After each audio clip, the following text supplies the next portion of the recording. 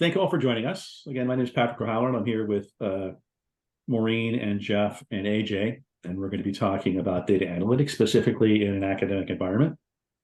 Our agenda, there we go. I'm just going to do a quick description of what WhereScape is, in case you haven't heard of us, who we are, what we do.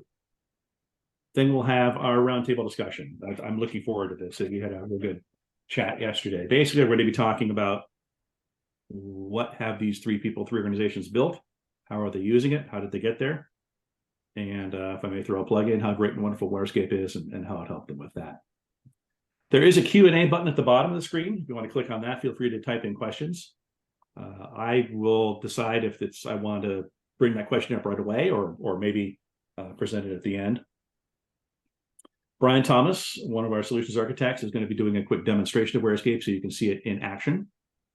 And then, as I said, we'll have the Q&A phase at the end. I expect this to take about an hour. We do have a recording available. You'll get a link to that when we're done. So if you want to watch this again, see certain segments of it again, or share it with compatriots, feel free to do that. So WhereScape, who is WhereScape? WhereScape is a company that's been around about 20 years. We started in New Zealand as a consulting company, building data warehouses. And we realized pretty quickly that we were doing a lot of repetitive tasks. When you're doing dimensional modeling or ODSS or whatever it is, there's a lot of things you do over and over and over again. So WhereScape had developed some tools to automate those processes and make themselves more efficient. Those tools, it turned out, were really, really good tools. And a couple of our customers asked if they could buy those tools. And so what happened about 17 years ago is WhereScape stopped being a consulting company and began being a software company. We have about 1,200 customers around the world, pretty much in every industry you can think of: manufacturing, government, academia, pharmaceuticals, finance. There's no particular industry we aim at. We're also pretty much all the way around the world: North, South America, Africa, Asia, Australia, New Zealand, Europe, Africa. I think we've got everywhere but Antarctica. And the big thing about what we call data warehouse automation, and when I say data warehouse, it's almost becoming an antiquated term, but I haven't found a better term for it. When I talk about data warehouses, it could be data lakes, data lakehouses, data vaults, data marts, pretty much any large data structure. When I talk about data warehouse automation, the immediate thing that benefit that people get from that is developer productivity, being one person being able to do the work of many, many people, for a couple of reasons, and I'll talk about those on the next slide. My mouse is being very insensitive, or too sensitive right now, I should say. There's a couple aspects of what data warehouse automation is and how it affects any organization. Cost, certainly, being able to develop something faster.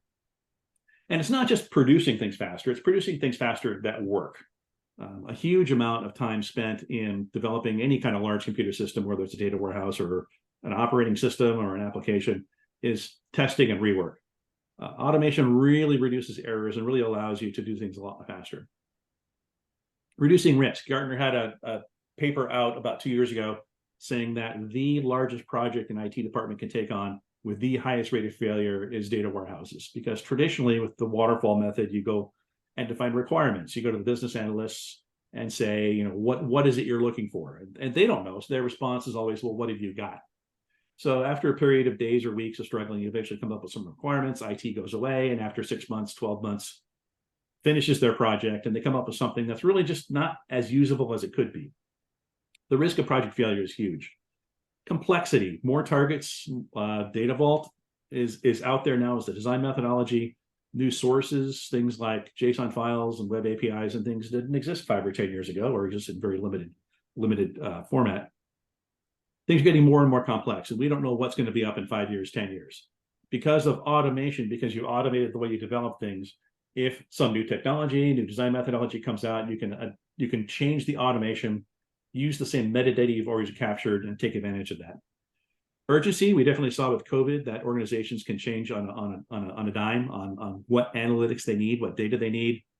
And agility, because of automation, because I can get things done so fast, I can sit down with an analyst. They can use Yellowfin, Power BI, Tableau, whatever it is they're used to using, and I can develop prototypes right in front of them that they can use. They can ask for transforms, they can ask for added columns. I can do all that right in front of them And that part of that agile methodology, that prototyping and iterative development is a huge, huge, huge payoff. So with all that said, I'm going to introduce our panelists today, Jeff Kristen from Cornell, Maureen Haining from Bates, and AJ Musa from Rochester Institute of Technology. It's a kind of a free-form panel discussion. I've got some questions kind of lined up to kind of set the tone. But again, the idea is we wanted to share some successes that these people have had in developing data analytics environments in an academic institution. Maybe that's a little bit different than a commercial institution. There's some overlap and some differences. But also, not just the successes they had, but the struggles they had along the way. And I always say that it's nice to learn from your mistakes, but it's much, much better to learn from someone else's mistakes. So with that, I'm going to jump in, and through the luck of the draw, AJ gets to go first. AJ, if you want to just give yourself a quick 10, 15-second introduction and just talk about what it is you've built at Rochester Institute and how you use it. Sure. So AJ Musa, I've been at RIT for almost a year to date.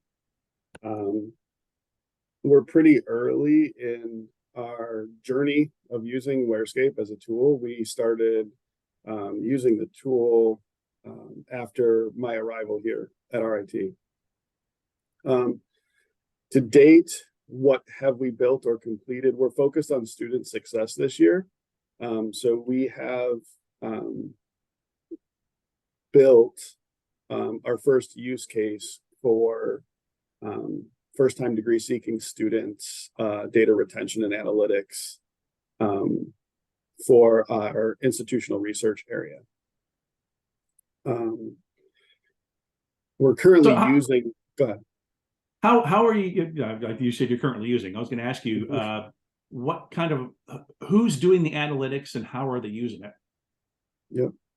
So my team is responsible for data ingestion and curation. And our institutional research area they are our customer. So they are the ones using the data, using that data to report to all of our senior leadership and organizational partners. I'm just kind of curious because I'm more familiar with a business environment than an academic environment. What kind of data are they getting? What kind of information are they getting, and how is it affecting what kinds of decisions they make?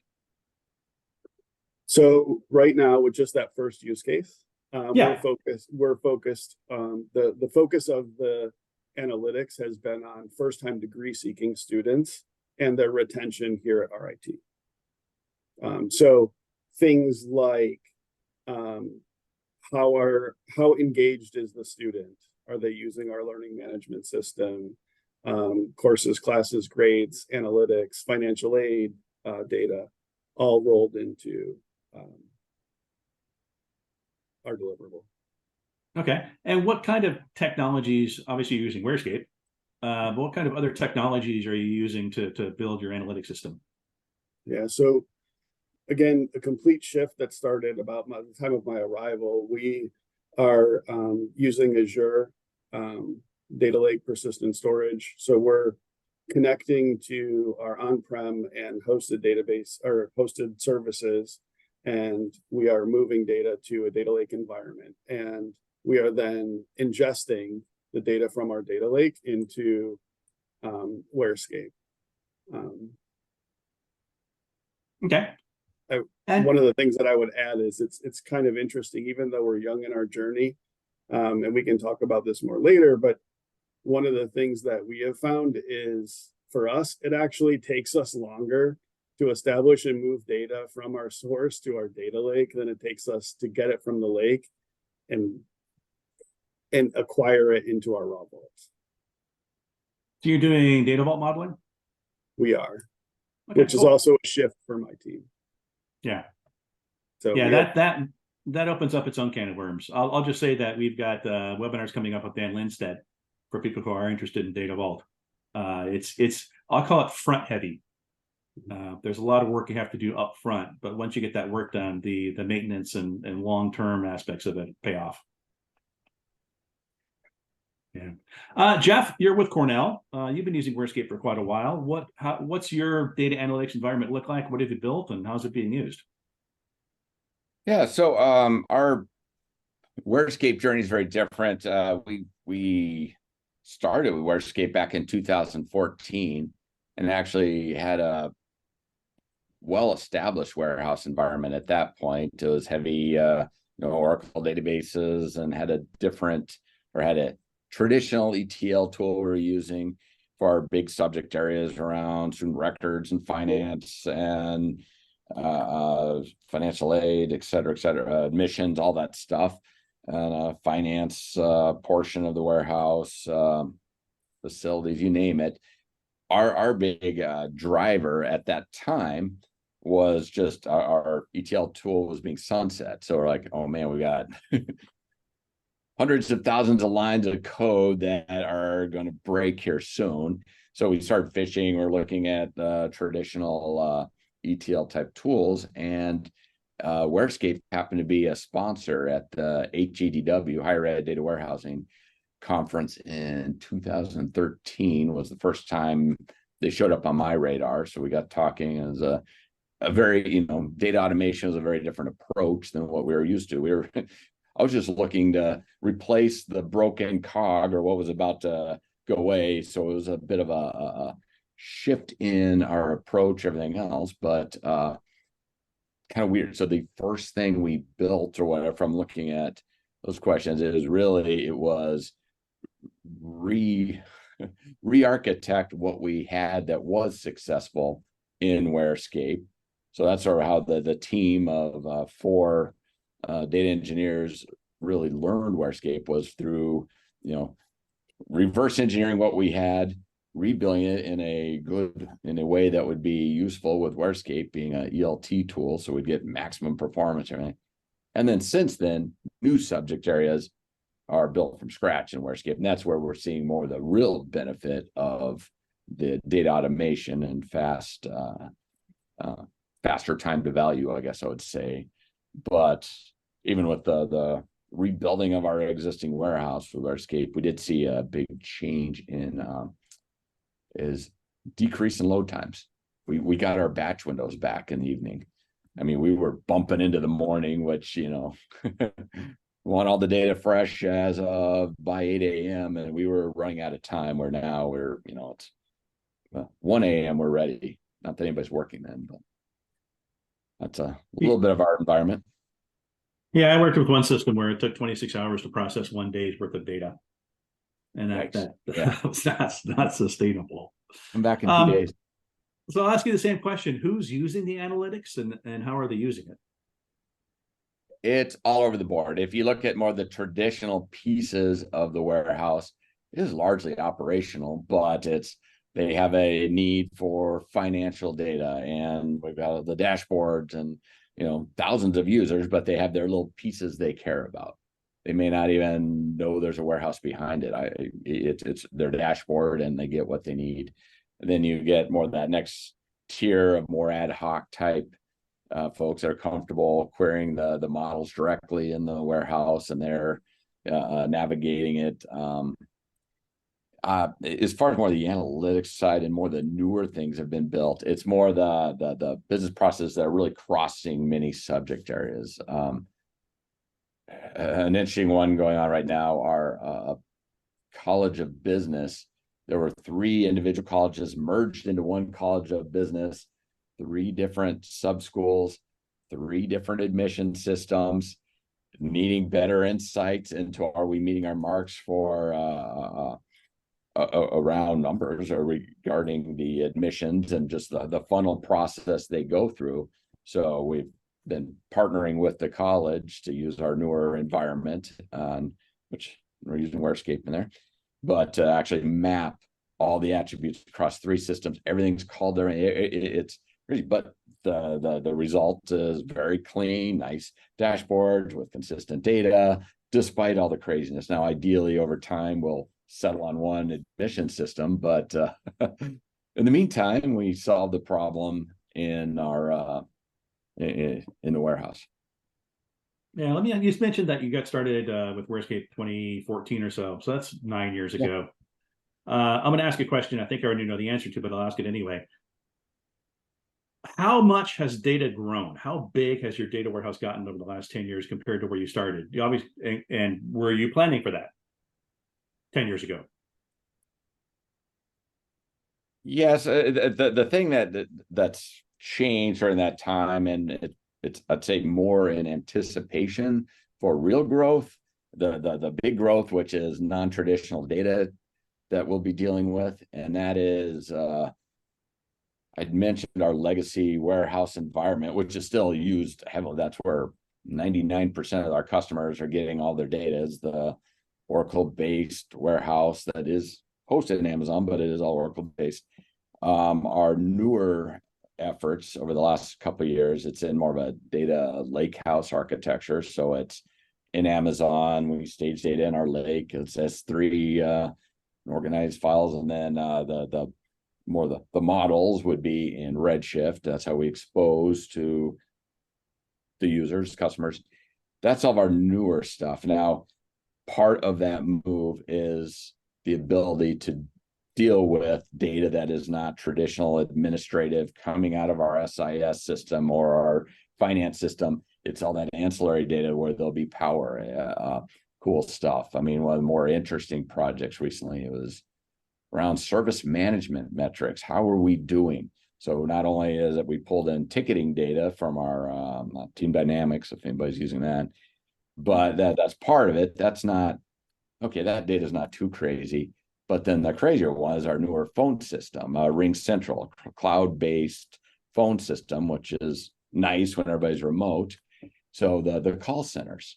So someone calls in with a service request, and they get the first menu and then the next menu. And did the person answer right away, or did it ring out and go the next? So all of that call log data, you talk about messy data and a ton of data. That's where the newer data lake house, and that's the type of thing we see growth. But being able to easily marry it with our existing, more curated administrative data, that's sort of a powerful thing, and more why we're shifting our architecture. Okay. And then Maureen from Bates, I'll ask you the same question. What have you built, and how are you using it? Okay, well, Bates is a very small liberal arts college. I am a data warehouse department of one. I've been using the WhereScape tool since 2016.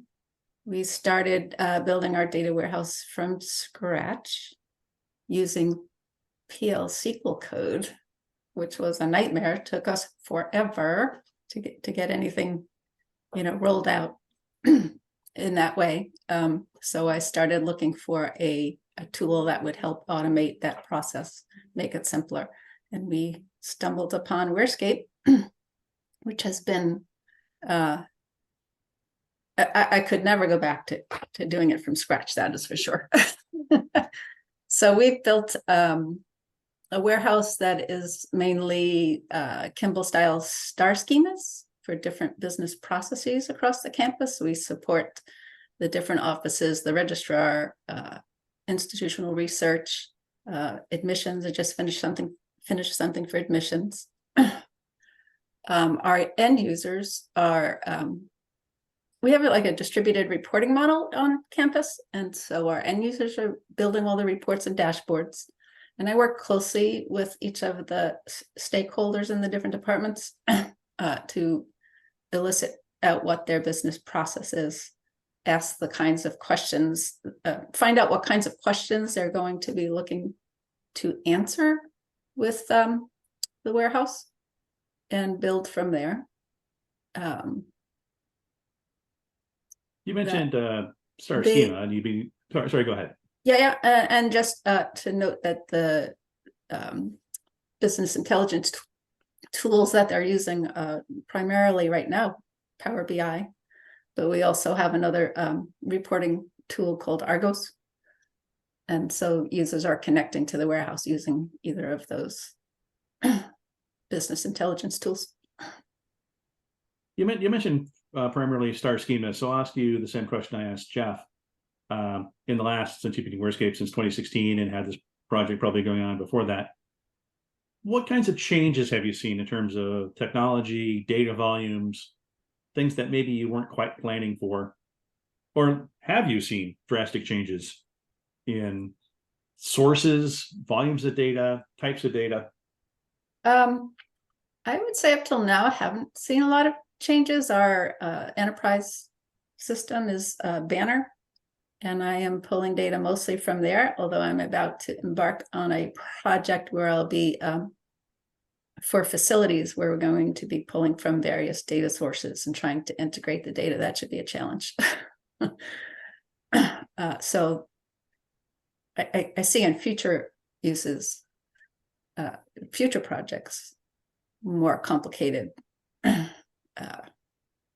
architectures that I'm going to have to support. Okay, Jeff, I'll start with you this time. But in the last 10 years, or as far as you want to go back, what kind of obstacles did you run into that might be a good lesson for other people who are starting this journey? It could be technical, could be administrative, could be organizational. If you could go back 10 years and talk to yourself and say, watch out for these things, what would you be telling yourself? It's all just a big journey. Yeah, I mean, the governance is always a big deal, right? Especially when you get multiple sources and you're trying to cross domains. Prioritization of work but that's just normal working with a big group and a big organization and large universities. It's a bunch of fiefdoms and there's no real boss. So that's, what would I do different? I'm still looking for advice on a lot of those. As far as technology and that piece, just the being open, like the world's changing as far as the I'm talking about you're a Banner school, so we're PeopleSoft for our SIS system anyway, and for years that has been the primary source. But it's really changing. Oh, and PeopleSoft was in Oracle, and our warehouse was in Oracle, and I could just throw DB links to make it all talk. And things where it was felt difficult at the time, but we had no idea. Now it's all the software as a service offerings out there, and a unit on campus can have a procurement card and subscribe to something and get that piece of whatever their puzzle met through it. It means now we're dealing with a lot of API pulls, a lot more data staging challenges, and of course merging all that data into meaningful models for the analytics. So it seems like everything just is getting more and more complex. So you have to take a step back. How can you be as consistent as possible so every new source system isn't a completely different animal to support, because we're not ramping up our staff exponentially. It's just the changes feels exponential, if that makes sense. Yeah, absolutely. So I was going to go through. Let me ask you a follow-up question. The next one on the list. So how does data warehouse automation in general, and WhereScape specifically, help with those kind of issues where you've got new sources, new technologies, complicated things happening, data governance, data security, all these things which may not have been around about 10 years ago? The big one I see is just from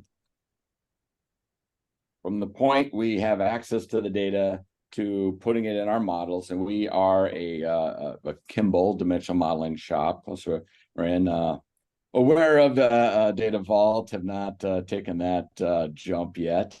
But we've had a lot of success with dimensional models, and it's the known here. So we're progressing in that camp, or however you say it.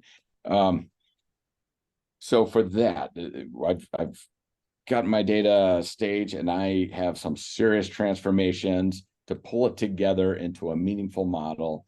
That is definitely where we're leveraging WhereScape, because we can get there pretty quickly and consistently. the code is supportable. I, 4 different people using WhereScape building code. It, they can support each other. It looks and feels the same versus, especially if we'd done all by hand in PL SQL or whatever. Now we're creating that metadata. So we have some documentation, at least technical documentation, being built by using the tool. Some standards, logging, all the stuff you get in the automation package, that's helpful. We can get things in front of people quicker, and we can support it, which is you mentioned everything's moving, getting bigger, but we're the same group supporting it all. So having that infrastructure in place that it's giving us. I would add into that, Jeff, that it gives you some consistency in development, which is also nice. Yeah. You don't have 8 different ways of building something. It becomes somewhat cookie cutter, I think, in how you develop your models. Yeah, when my life started as a programmer, and a while ago I was working on a large application a company was developing, and after about 2 years, part of my job became maintenance. So I was working on this one program, and at the time, the way we wrote programs was we copied templates and just did global search and replace, and hopefully it compiled and hopefully it worked. But I was looking at this one program someone had written, and there was this just bad logic mistake in it. And I literally said out loud, "What idiot wrote this?" And I scrolled to the top of the file to look at it, the changelog, and there was me, my name right there. And I went, "Oh, I know that idiot." That's one of the nice things about WhereScape data warehouse automation is as you said, the consistency, that I can go look at something I've done or something someone else has done, and I don't have to spend hours trying to figure out exactly how does that thing work. Maureen, I'll follow up with you. What would you tell yourself 10 years ago? What have you done since 2016? So 7 years ago. What have you done that maybe is a lesson learned for somebody else? Like I said, technical, organizational. There's a couple of things organizationally. Finding the right stakeholders who are going to be your champion for adoption. I found that adoption was one of the hardest things initially to overcome. And so finding the right people who are really invested, and you can give them something they can't currently do, and they get so happy. And then the next thing you know, you've got 8 more people lined up wanting to, have a similar experience. So working with the users, I think, and setting up, I have weekly meetings with them. We have weekly warehouse meetings. So we go through finding out what's the next most important thing that they need to get into the warehouse, things like that. I would say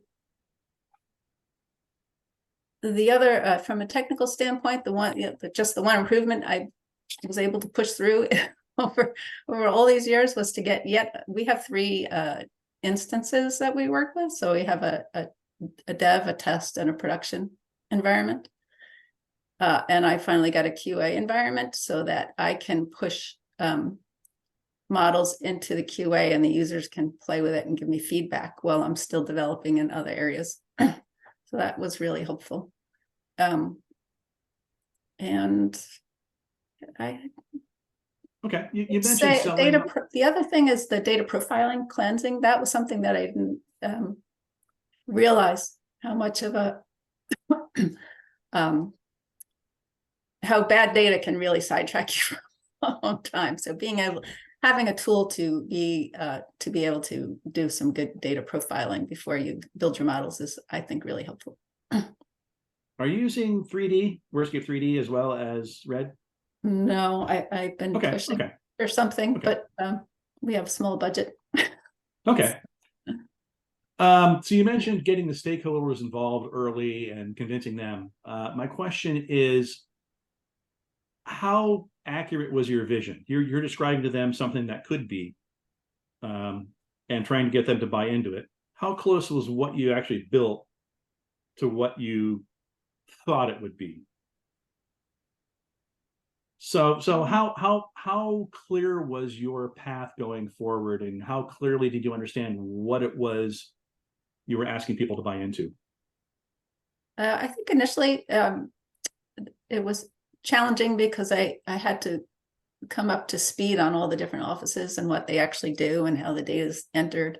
So there's a little bit of a learning curve there, but once I got familiar with the data and their business processes, we turned things around pretty quickly. Just recently did a project where we connected to degree works and pulled data in, and was able to give them some pretty meaningful information pretty quickly, simply because I'm just way more familiar with understanding the registration data and the environment and the types of questions. I think the key for me was learning how to ask the right questions of the users about what they need to do. All right, and AJ, you've been using WhereScape for 6 months or so it's obviously a different kind of question. At some point, you decided you needed some sort of automation tool to avoid having 15 people manually coding stuff, or even worse, bringing in consultants who do stuff and then leave. How was that journey of looking for a tool, probably not knowing quite what you were looking for? What did you consider? What did you look at? And what eventually sold you on WhereScape? So unfortunately, I can only answer that question with the decision to use WhereScape and go with it was actually made before I started. Okay. Other tools that were looked at, I do believe that they looked at one or two other tools. Again, that was before my time. I think but in using the tool, I think one of the biggest obstacles that we have faced, like as a team, has been we underestimated the learning curve, not of just WhereScape, but my team is a team of Informatica developers and coders. So data modeling is new to them. So the learning curve of not only utilizing a new tool, we also took on learning a new methodology in Data Vault. So I think I underestimated the time that it would take just to get folks up to speed on both the tool and modeling data and doing it in a way that they've never done before. Now that we're starting to hit our stride, really understanding, I think the team's really understanding the data acquisition piece and getting data into our raw vault. As I said before, we only have one use case that we've pushed all the way through to a business vault InfoMart area. But that's our next area of growth for us is the information delivery part of the chain. You mentioned a bunch of Informatica developers and stuff. Can you just in a couple sentences describe what your team is like, what kind of skills they have, how you're organized? Yeah, so I have Jeff and Maureen. My team consists of 5, well, in this space, 5 data engineers. I have some DBAs reporting to me as well, but 5 data engineers. 2 of them have 5 to 10 years of higher ed experience. The third has 2 years of higher ed experience, but is a more seasoned developer. And then I have 2 folks that have just over 1 year of experience, and one was actually a former student. So I have the gamut of almost no experience to have been in the industry and working in higher ed, for most of their career. The team was assembled. Go ahead. No, the team was assembled. There's been a lot of, since our current data warehouse is between 10 and 12 years old, people have come and gone, kind of like the examples you were giving, right? So, it's difficult for our newer folks to untangle the web of transformations and coding and developing that others have done. And some of that code is 2 or 3 generations old and has been touched by multiple people. And I'm seeing like those younger folks as we're building and developing these patterns, and it's a repetitive pattern, how quickly, younger, less experienced staff are able to pick up and take on more work. And I know Jeff actually, we had talked previously, and they have some students, in classes. My goal is to, because it's this repeatable pattern and it is quite cookie cutter, my goal is to utilize some students more in our data acquisition as we move forward to help us just keep the velocity to meet the needs of our business. And Jeff, I'll ask you that same question. How is your organization? How are you organized? Who's on your team? How large is it? What kind of experience do they have? Yeah, so we're at Cornell. We're broken into a few different sub teams. So the warehouse team lands under me, which is really more the data engineer aspect of the warehouse program. So that is just the warehouse piece, not integration. It's 4 people.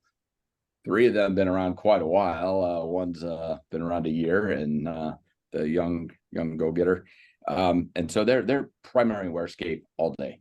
They are building new things or supporting existing. There's the teams we work with closely. There's a reporting and analytics team, and they do the very front facing. They've got 3 data modelers and 3 dashboard developers. So they're doing most of the requirements gathering, do the initial models and iterations, and then they're handing it off to the productionizing, which would be more the data engineers. Now we need to make this work ongoing. So it's a much more traditional model versus a very agile. Now, to compensate for that with our current structure, the modelers are throwing data out there early on in basically prototype type schemas, so we can get feedback very quickly. But yeah, it is much more of a, and I think it goes back to our roots where we were a very traditional shop and we had a traditional ETL tool and all that. So it's anyway, those are the numbers and the roles. And Maureen, I think you ended this already, but there's also an additional question someone asked. Did you do all the dev work yourself? I did all the dev work myself. I am a team of 1, as I said, although I should say I meet weekly with the users, which is really the most valuable piece, having direct conversations with the users and what they need. And then I work with them actually on the analytics side as well, working in Power BI to help them understand the models. I'm a software engineer for more years than I want to say. So coming up to speed on, dimensional modeling and things like that was not an issue for me. Okay. So starting with AJ, we've just got a couple minutes left before we get to the demo. Let me ask you, what kind of benefits, expected or unexpected, did you get from WhereScape and from data warehouse automation? I mean, obviously improved productivity, things like that people expect. Are there maybe some more subtle things that you're seeing now? Yeah, I think the biggest thing on this journey for us that I've noticed is our ability, utilizing WhereScape, click of a button, I can see the data lineage. So, data lineage of our workflows. And so working with data governance and helping, our data governance program, which is relatively new and getting off the ground, but it's very easy to support the needs that we have for our data governance folks. It's probably the one that I was not expecting out of the box. Yeah, I know that anytime an analyst goes to someone and presents something, or there's a dashboard or a report or something, the question that's always asked is, how confident are you of this data? And one of the nice things about WhereScape and data warehouse automation is, because of the documentation, because of the metadata, you can, with a couple clicks, instantly see all the transforms and the entire chain of events that happen from the source system all the way to the dashboard to understand exactly how that data got there. Yeah, and two, like applying business rules, bringing them back in and making them auditable as well. So we can, if we've transformed it, we can show exactly what has happened to that data from source to target. And being Jeff, able to write those, yeah, being able to write those validation scripts at the end is also a great way of ensuring confidence in the data as well. yeah, let me give you two quick stories. One of which is we've got actually partners that are developing scripts to test the metadata itself within WhereScape to make sure naming standards are met and other things. And the story I use a lot is that we had one customer that was developing hundreds of objects, and the QA team decided that as long as objects were created from a tested template, that didn't need to go through unit testing and you go straight into integration testing. So they developed 300-400 objects using this script, and let's assume it takes 4 hours per unit test. They just saved themselves, 1,200 hours of work by skipping unit testing and going straight into integration testing. So that consistency and being able to audit things and test things is a huge thing. Jeff, same question. You've been using WhereScape for 10 years, so there's probably not too much that surprises you anymore. But what are some of the more subtle benefits or unexpected benefits? Yeah, it's hard as far as unexpected, and yeah, I mean, I think I've kind of touched on them, and they've been touched on by the others. But it's the consistency that it offers. So if you have 4 people all banging out code, I mean, obviously you have to have some standards still, but the approach that WhereScape kind of gives you, and when you use the tool, it's been very helpful in the supportability of a very large environment. I think I mentioned the performance. You always hear about like how great WhereScape is just for getting new content out reliably, quickly, but it, as an ELT structured tool, the performance is pretty good. It's very good, actually. I mean, we did get our batch windows back, so that was a nice surprise. We're just hoping to meet what we were doing before. Instead, it's much faster, so that's a huge win. And of course, that metadata, the documentation you get. So yes, we can figure out where that attribute came from and what happened to it along the way. That's huge. We wouldn't necessarily have that if we were hand coding or depending on what tool we were using. So that's all been nice to have.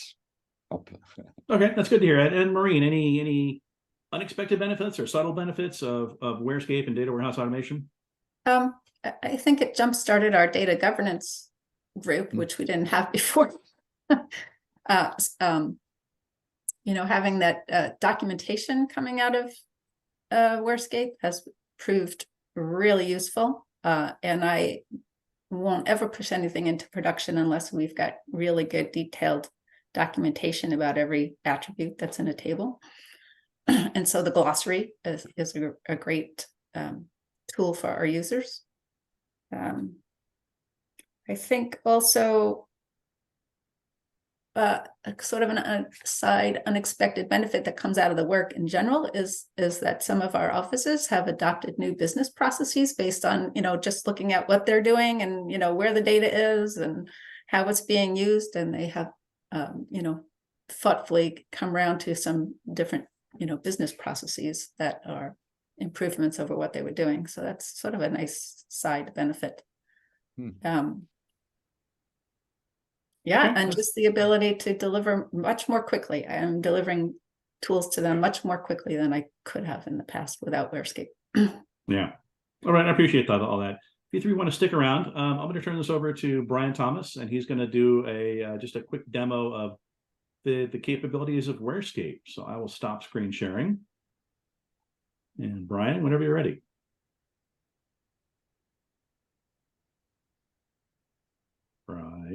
Brian, you're on mute.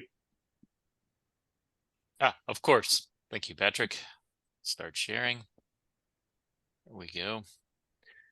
Okay, so now you've heard a lot about how these different universities have been using WhereScape. So I'd like to just go over just a few real quick items on how WhereScape works. WhereScape is actually comprised of 2 different tools.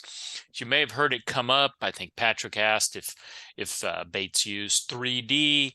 So WhereScape has two different tools. One is a modeling tool called WhereScape 3D that's used for a model-driven approach. This is especially useful if you're doing data vault, as you can ask AJ.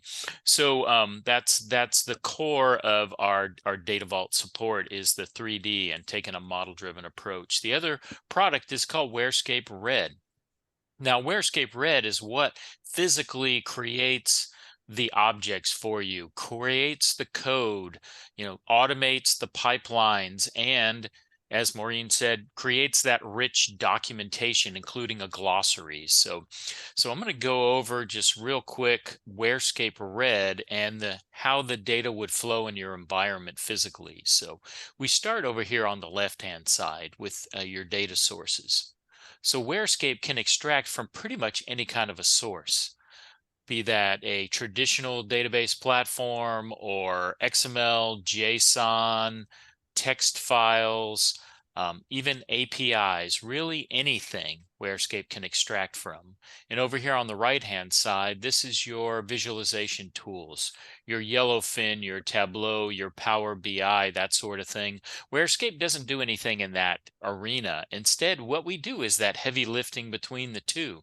So we start with extraction of the source and we land that data into your target platform, making a one-to-one copy of that data.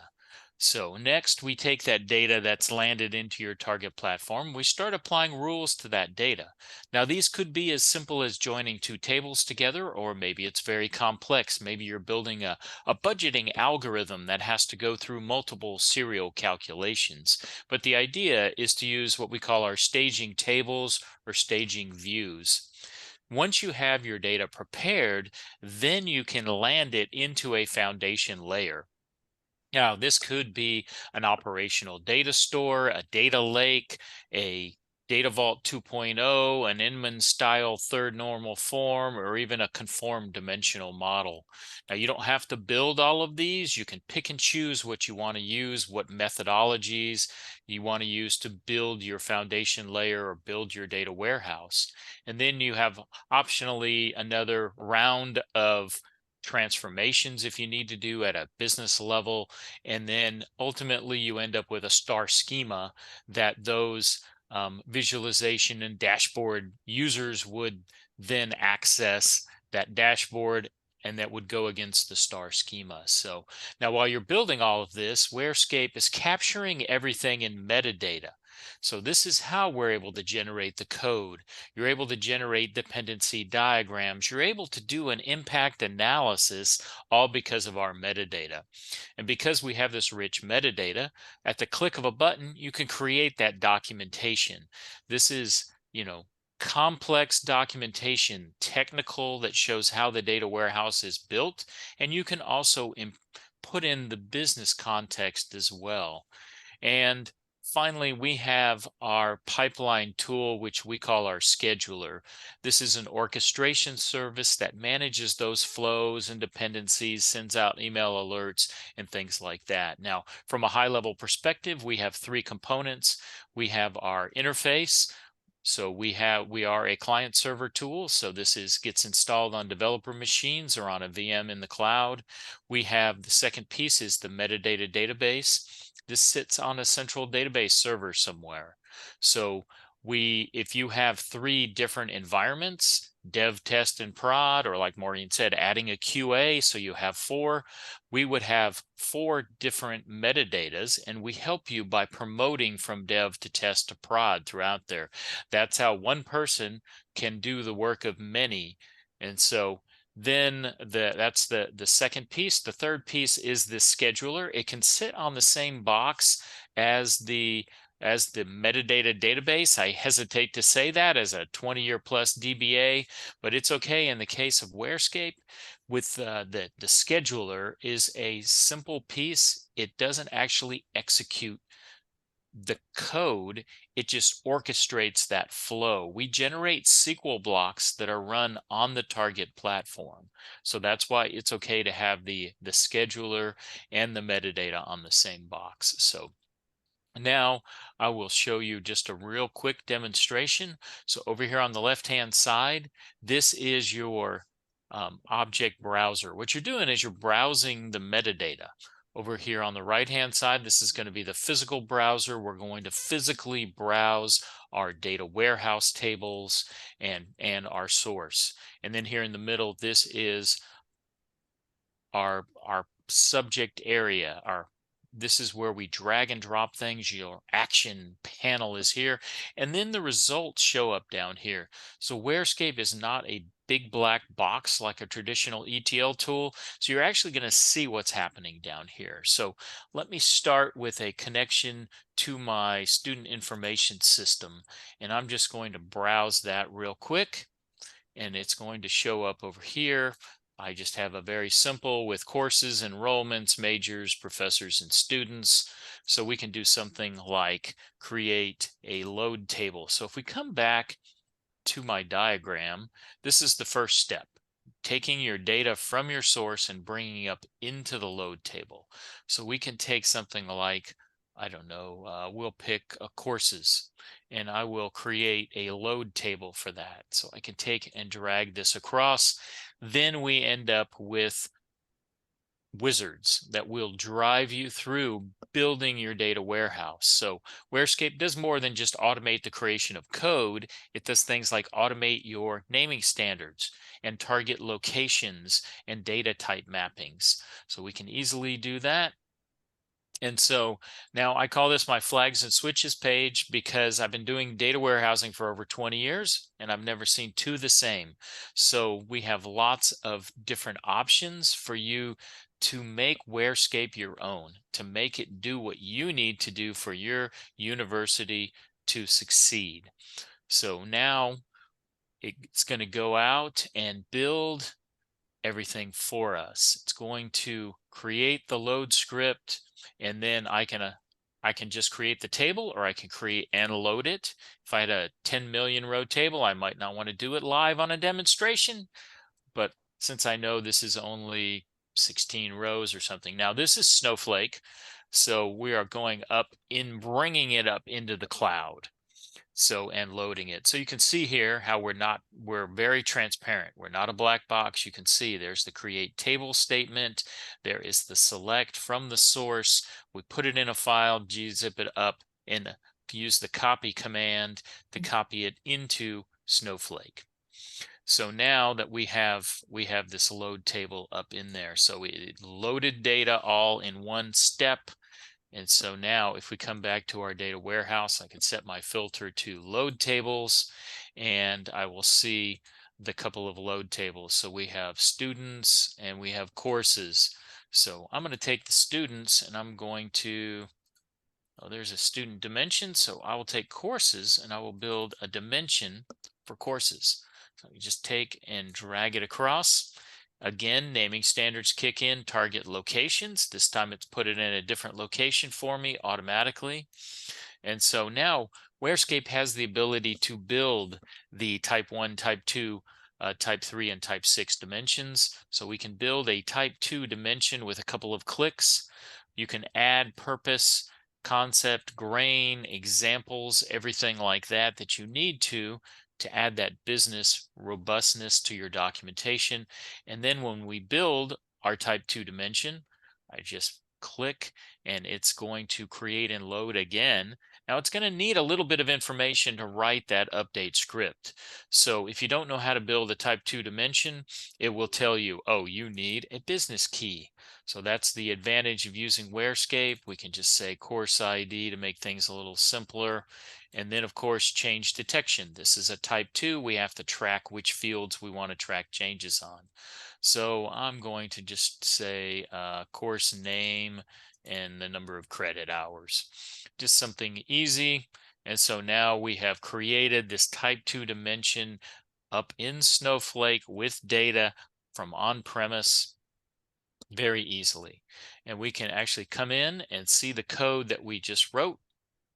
And well, truthfully, this is prettier code than I ever wrote when I was building data warehouses. So inline comments, documentation at the top. We could go in and easily create, change it, make it different columns we want to track changes on. but this is going to be very short. So I'm going to show you the documentation real quick. We click a button and create that documentation, but I'm going to try to make this as short as possible. So I just pulled up the existing documentation that we had. So we create two kinds. We create the user documentation, including that glossary that has every single column in the data warehouse. It shows things like column names, and if you put in the purpose, the grain, the concept, all of that in there. And then we also have the technical documentation, which includes a lot more technical details. So if we look at, let's look at the presentation layer and a fact table here. So if you took the time to put the description in, the purpose, the grain, it would all show up here. The code for this fact table is in here. The source table, the source column, is it a business key? And any transformations that are done show up here, as well as a trackback diagram if you need to. And maybe you use the notes to put in that this fact table was put into production with Sprint 1 of Sales Project 2022. So you can go in and add to this documentation very easily. So, but that's what I have today. And I think we have some time for questions, Patrick. You're muted. You're on mute. Yeah. I don't know how long I've been doing this, and still, I'd have to shout really, really loud, I guess. Let me go here and just bring up this slide. There it is. Okay, so we have a few questions, but I'll just say that if you like the demo, if you like that quick demo, and that is the tip of the iceberg. There is a lot of stuff that WhereScape can do, a lot of ways data warehouse automation can benefit you. Go to wherescape.com and either email us more info, request a demo. I believe there's also just a contact us button as well. So let me go through a few minutes. I'll try and go through some of these questions. Maureen, someone asked, is WhereScape your full-time gig, or do you have other things you handle at your location? I guess it's a question to everybody. Is this a full-time job for you? No. I wish it was. I often get sidetracked for other projects, but I would probably say 50-50. So in 12 years, not full-time, I've actually been able to develop, I don't know, 20 some odd fact tables and stars and documentation, and I'm seeing a lot of really nice reports coming off the data that I've provided. So it's been a good journey. All right, a couple of quick questions. I'm a consultant working with a wide variety of folks, and most of them wear multiple hats. So the skills in this area are limited or possibly non-existent. I'll be bringing in folks. That's exactly what one of the things data warehouse automation does. And we've got some case studies on it that I've worked on, where one of the nice things is it hides a lot of the technology. So you saw Brian create a load table that took data from SQL Server and pumped it up into Snowflake. If you notice, he didn't have to know anything about SQL Server, didn't have to know anything about Snowflake, didn't have to know about how to select data, stick it in a file, compress it, get it up to the storage area in Snowflake, and then copy it into a table. That source could have been a web API, could have been an ODBC connection to a database, and WhereScape handles all that automatically, so you don't have to know that technology. How do you create a type 2 slowly changing dimension? Brian has a story about spending a month at one place just figuring out how are we going to implement it? What's the best way to do that? Well, we've got an out-of-the-box solution for it. And if you don't like the out-of-the-box solution, all of our templates are wide open. You can copy them and modify them as necessary. So one of the huge benefits of data warehouse automation, and WhereScape specifically, is it hides a lot of that technical difficulty. So you don't have to learn it. So as I think it was AJ that said that you had some students, some fairly new people who are coming in and helping out, that they can jump on WhereScape and get things done and not have to learn the gory parts of it. One thing we didn't mention, Jeff at Cornell, we also have someone at Indiana State, Colorado Christian, and a school in Florida. They're actually using WhereScape in the classroom in some edge. I mean, Jeff, you said you have 100 and something students. Yeah, 133 this semester. Yeah, all use WhereScape. and one of the nice things about WhereScape is it does hide a lot of the technology. You describe what you want to do, not how you want to do it. so the students can focus on the fundamentals and the concepts and not have to worry about how do I write SQL queries, how to write DDL, DML, how do I join this table? I mean, I've got books behind me from Kimball and from Dan Lindstedt. And if I had actually physically implement those things myself from scratch, it would take more than a semester. Which particular applications or scenarios of data warehousing support the education sector, which can be replicated elsewhere? I don't know if you guys, any of you three, have any specific inputs. My general impression is that to some extent, data warehousing is data warehousing. Data analytics is data analytics. That seems to cross industries and technologies. Is there anything specific in academia that you think may be different than commercial? I'll take that as a no. Rules around student data, however, that which is a big part of our focus. But then there's also, I mean, you know, we're supporting facilities, we're supporting dining services. I mean, there's so many sources there. So then those pieces are not that different from industry, but some of the student data is pretty interesting. Yeah, as I said with WhereScape, we pretty much cross every industry and every country.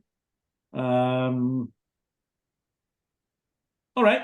There's a couple other questions here that are pretty general. We're at the top of the hour, actually 2 minutes past the top of the hour. So I appreciate your attention. I appreciate your panelists, Maureen and AJ and Jeff. Thank you for joining us. Brian, thank you for the demo. I had a lot of fun, both in doing this and planning for it. So if there's any questions we haven't gotten to, I will get those answered and emailed out.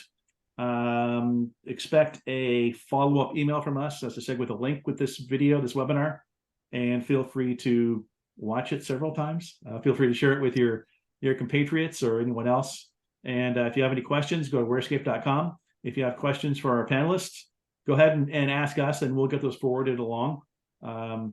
Again, Maureen, AJ, Jeff, thank you very, very much. I appreciate it. I had a lot of fun. I hope everyone else did. And enjoy the rest of your day. Thank you very much. Thank you.